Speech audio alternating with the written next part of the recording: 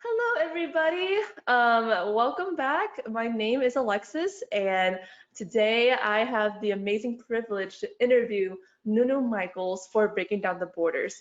Now, his lecture title is going to be called A Rough Guide for Rough Times. And, what a great lecture to have in the year that is 2020, because I don't know about you, but 2020 has been very, very rough. Now, before we talk about the lecture, though, I wanted to know more about Nunu, and I had to do some digging, and I think one of the first things I found out that I felt happy about is that he has four cats, and I recently got a cat around, let me see, it's September now, like 2 months ago. So I'm very new to cats, but he has four cats, and my question for you, Nunu, is Yeah. how have you dealt with COVID-19 while having four cats and having, I think you said you have a daughter too. Like, Yeah, I how did do. you A handle 3-year-old. everything at home while COVID-19 was going on? Yeah, well, it took a lot of it took a lot of adaptation to in a way absolutely unforeseen circumstances. On the other hand, we all that work with and study astrology, we all knew something significant, right? Like a huge change in our systems of living and structures, either personal and collective, was about to happen. Yeah. So it took some adaptation, and and I mean, you have to ask yourself, what's the opportunity in this crisis? And right, so that brought me to three um, main decisions or um, epiphanies or understandings, if I can put it this way. Mhm. Um, how important it is that you live comfortably inside yourself, or any living arrangement you might have will be chaos and will reflect back to you how uncomfortable you live within yourself. So, one work proposition, right? Second work proposition, self care. Given that the outer life is so challenging, so limited, um, and I mean, our usual rhythm just came to a halt, right? Mhm. At least in Portugal, and from what I've seen all over the world. So that led me to the idea of, wow, what an excellent opportunity this crisis is to uh, be more serious about my self-care, including the quality of the food I cook for myself and not for my cats, but for my daughter. Yeah. Mhm. And so self-care. So your inner home, and I guess in astrologies, in the language of astrology, I guess we could call Cancer to that. Cancer, moon, Cancer and the moon archetype.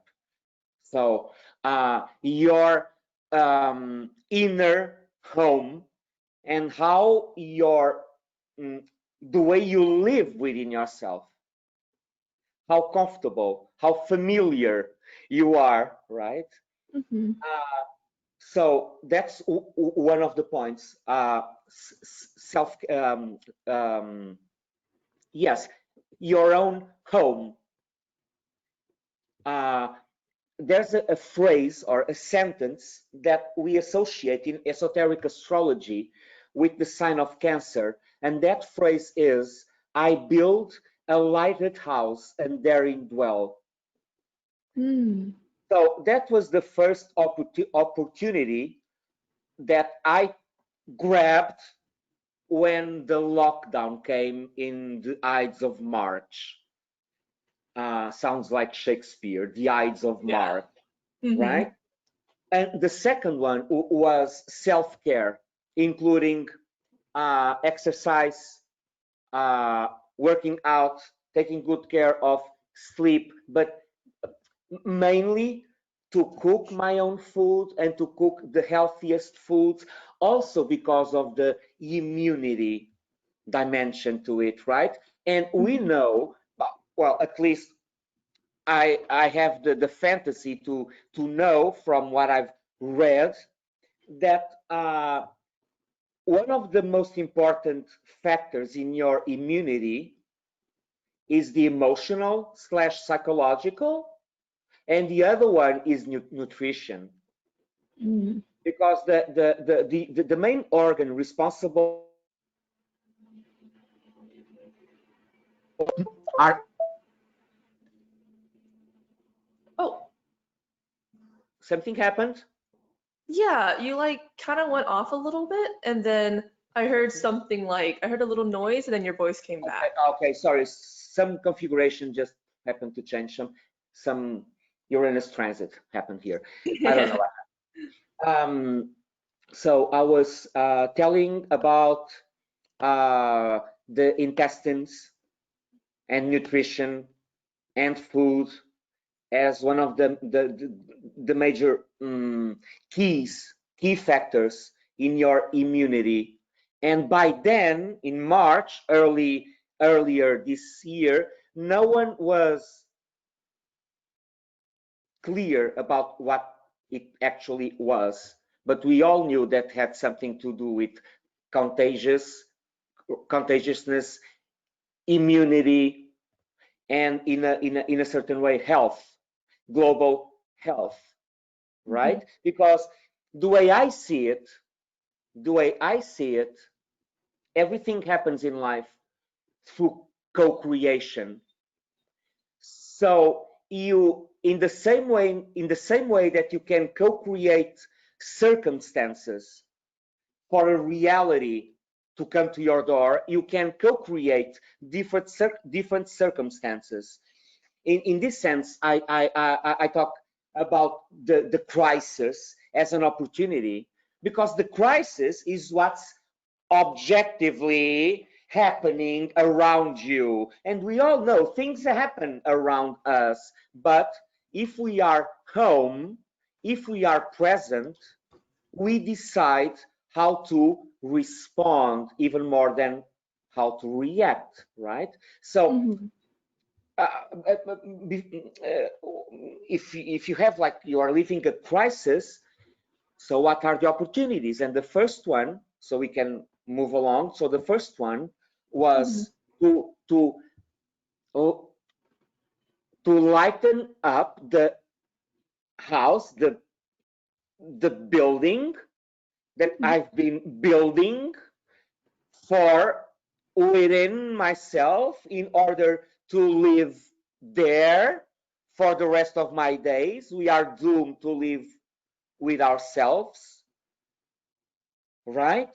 The second one was immunity and self-care and the quality of nutrition, and lato sensu, in a wide sense, the quality of your diet of thoughts, diet of emotions, diet of feelings, diet of conversations, diet of ideals, diet. What do you bring in? Do you bring, like, the news or poetry? What do you feed yourself with? What do you feed your system with? Do you feed your system with flour and sugar and trans fats, or do you, right?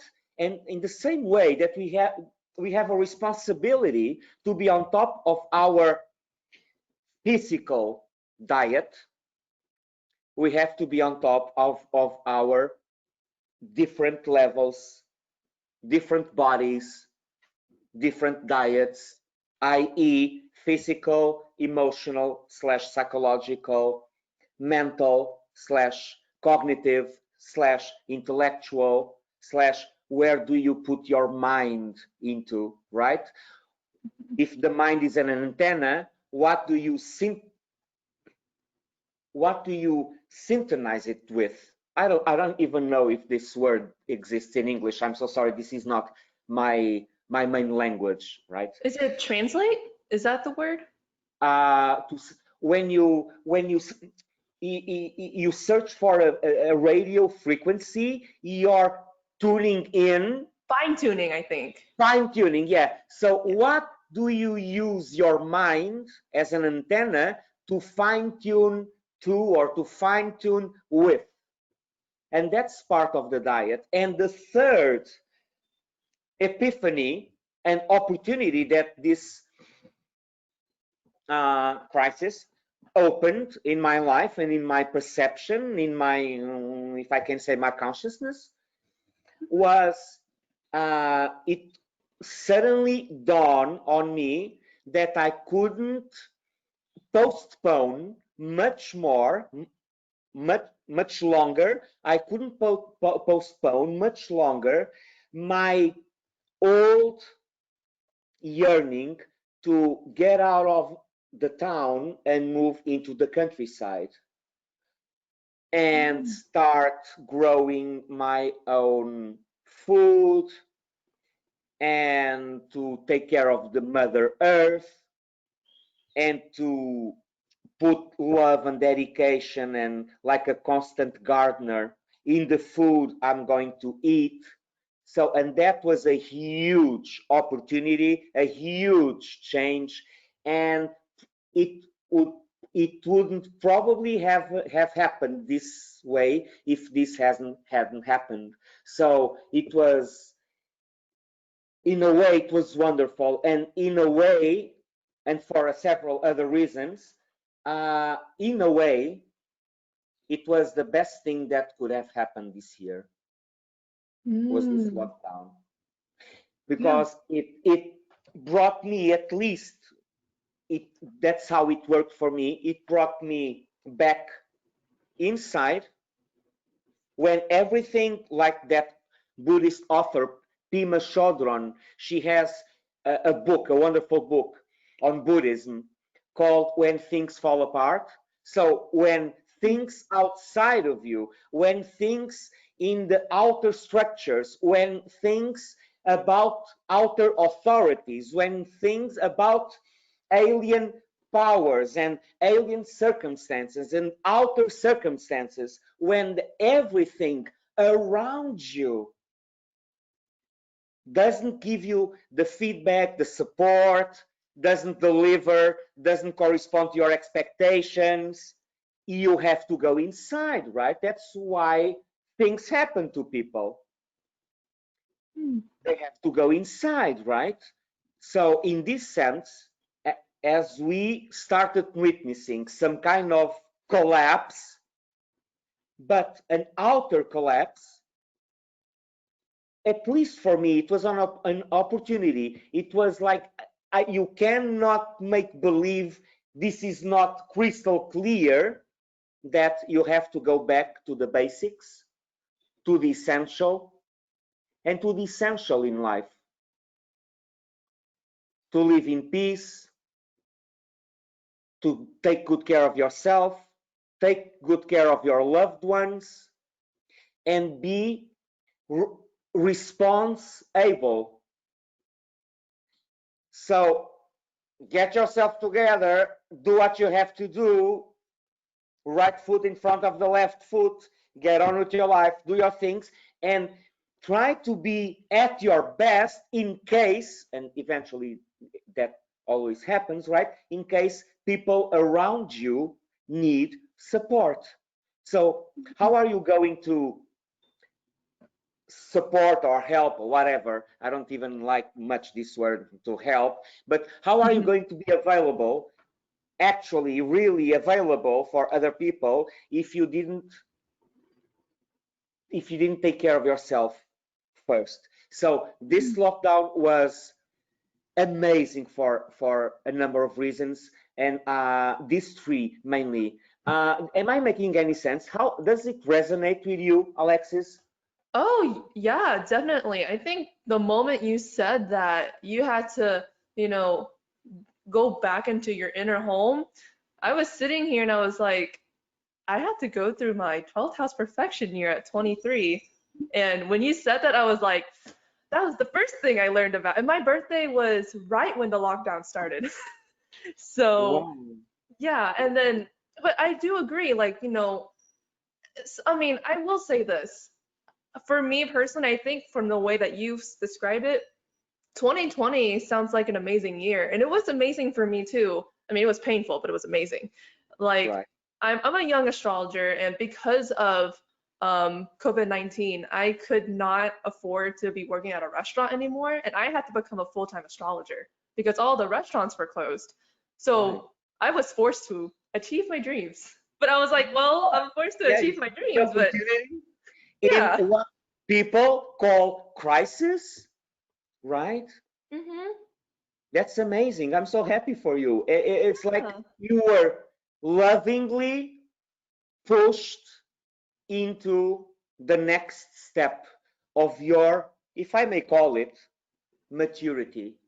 Yeah. And I think that's one of the main mm, dynamics in what we are living, because we are living a change of civilizations. This is civilizational. This is not a health issue. This is a civilizational thing. Hmm. Um, and that's it. Yeah, and I think the biggest thing that came to my mind when you were talking about, the fact that a crisis is just another, a reframed opportunity. I kind of just sat there and I was like, yeah, a lot of people in this world think that opportunity is supposed to feel good, that it looks pretty, it should fall in your lap, you shouldn't do anything. But like, if there's anything about this year, it like, I think, I don't know, I'm staring at, Jupiter as I'm saying this.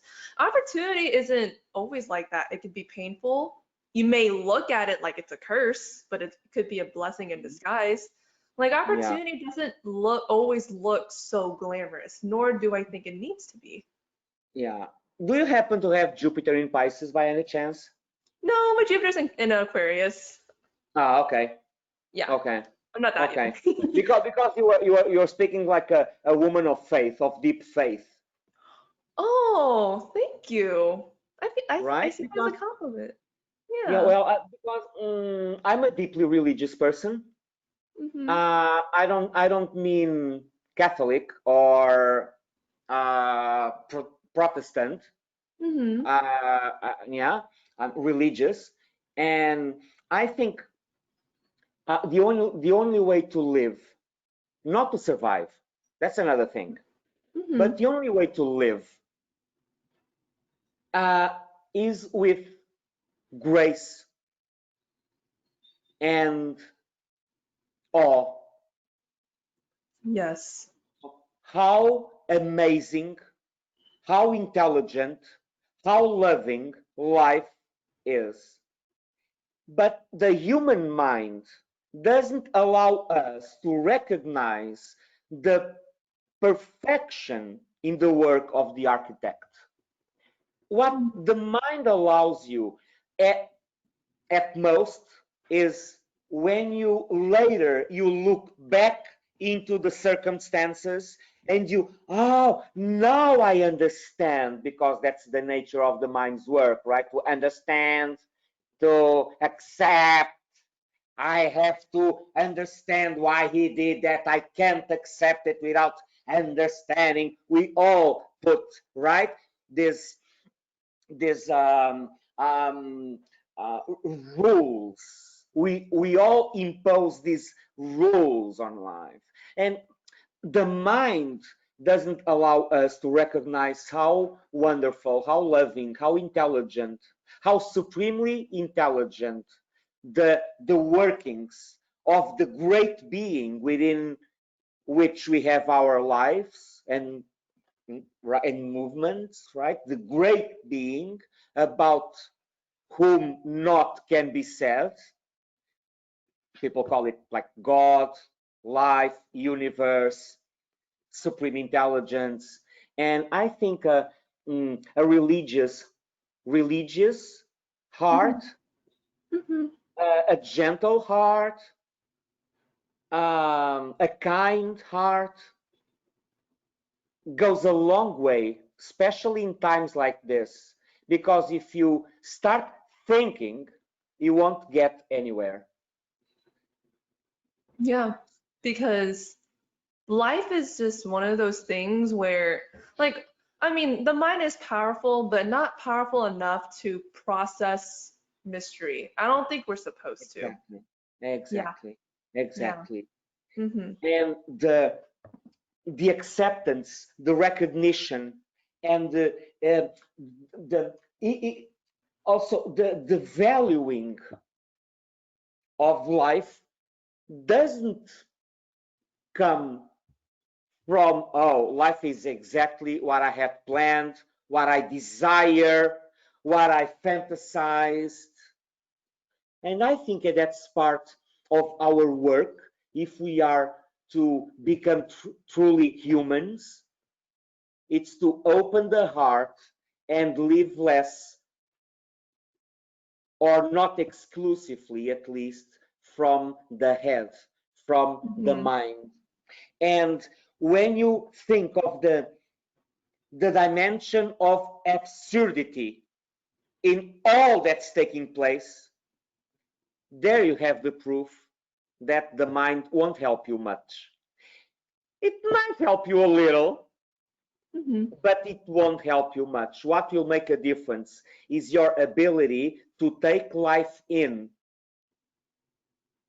and to accept it and to love it and take it, life, take it as it presents itself to you moment by moment.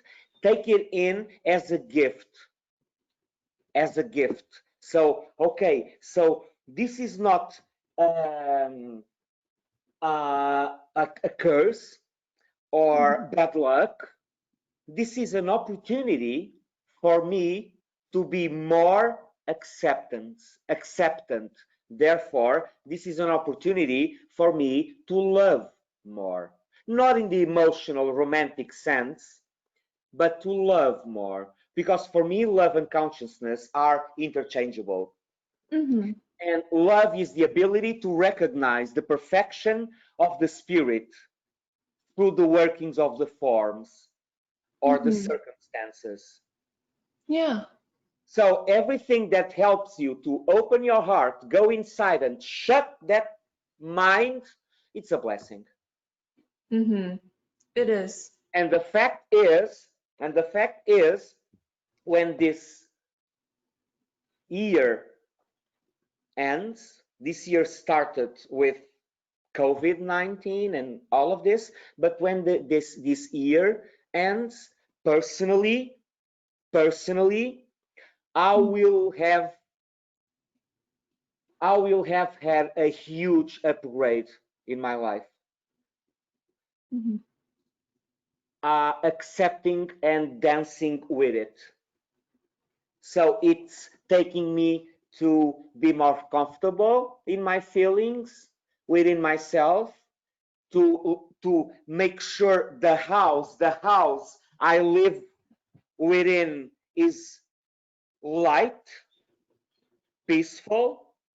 It's not full of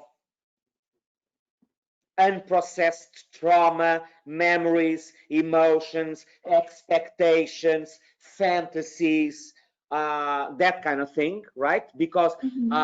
we um, for uh, for much time in our lives, we we believe we can escape ourselves, and there comes something like this: Saturn, Pluto in Capricorn, plus everything, Jupiter, the Sun, Mercury, I mean, I'm talking about the 12th of January, 11th or 12th of January, and you have this alignment, and you know that your whole old way of living, your personal and our collective way of living, has came to an end and changed forever, and you have to deal with a number of years while a new civilization brews more and more and will eventually, over time, take over. We know from history that every empire that got to the height of its power and just relied on it, now we want more power, now we want more control, now we want more dominance, now we want more land, now we want more because we want more, and we want, right? It's a no can do. You can't have infinite growth in a small planet with limited resources, and above all with a limited intelligence in man and a closed heart and the mentality of a businessman, and not always an ethical one. So how far can you go living with a society and a civilization built on these not humanist pillars? How far can you go? So in a way, I'm very, so weird to phrase it this way, but in a way, I'm very relieved and in a way happy that the illusion started to crumble. Yes. And, you know, in terms of growth, I mean, see, the thing that's funny about growth is that people want to grow, but they never ask themselves if they can handle the growth. Because what's the point of growing if you can't handle Well, it? yeah, but what? Yeah, and I'm with you on that page.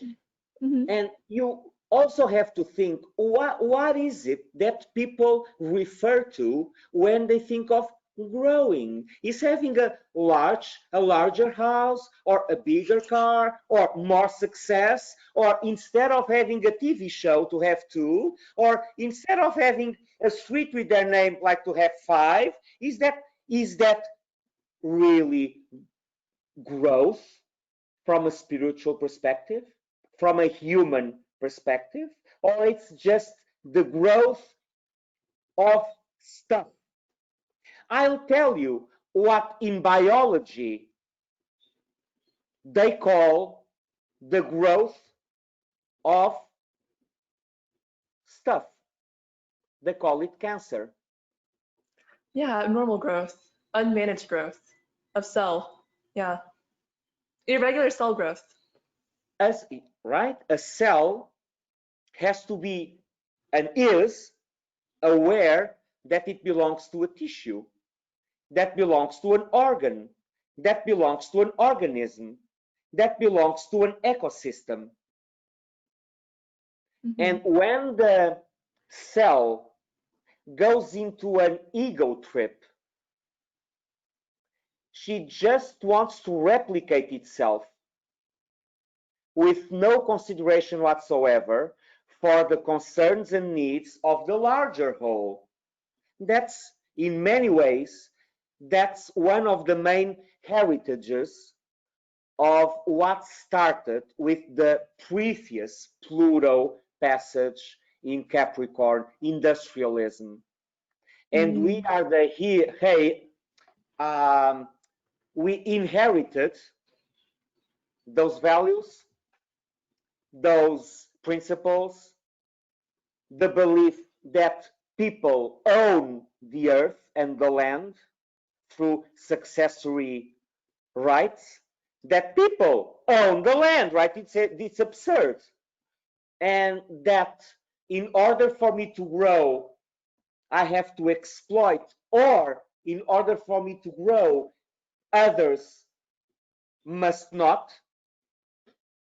So a paradigm from competition to cooperation, from uh, I uh, I feel deeply isolated from life unless I'm only connected to life through desire, right?